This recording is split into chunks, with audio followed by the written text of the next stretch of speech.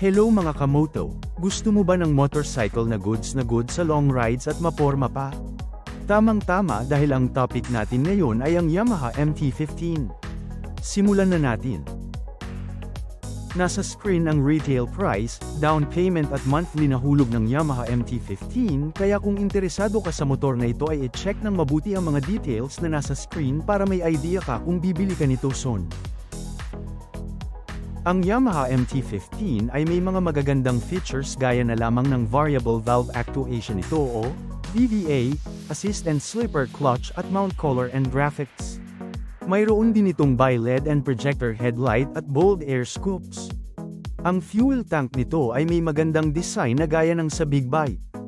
Mayroon din itong lightweight cast wheels and tires at inverted LCD meter panel. Naka-link type monocross suspension din ito at delta box frame. Ang Yamaha MT-15 ay may 155cc liquid-cooled, 4-stroke, SOHC, 4-valve single-cylinder engine na may maximum horsepower na 14.2 kW o 19.3 Ford start sa 10,000 revolution per minute at maximum torque na 14.7 Nm sa 8,500 revolution per minute. Naka-equip ito ng fuel injection system, 6-speed transmission, at assist and slipper clutch para sa mas maayos na shifting.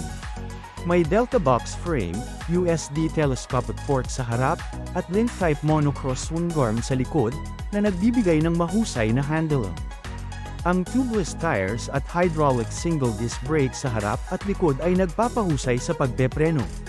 Ang sukat nito ay 1,965mm by 800mm by 1,065mm, may seat height na 810mm, wheelbase na 1,335mm, at ground clearance na 155mm.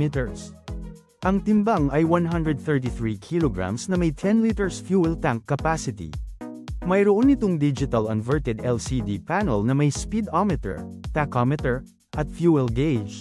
Pati na rin ang monofocus LED headlight, LED taillight, VVA, at shift timing light para sa mas magandang performance at riding experience.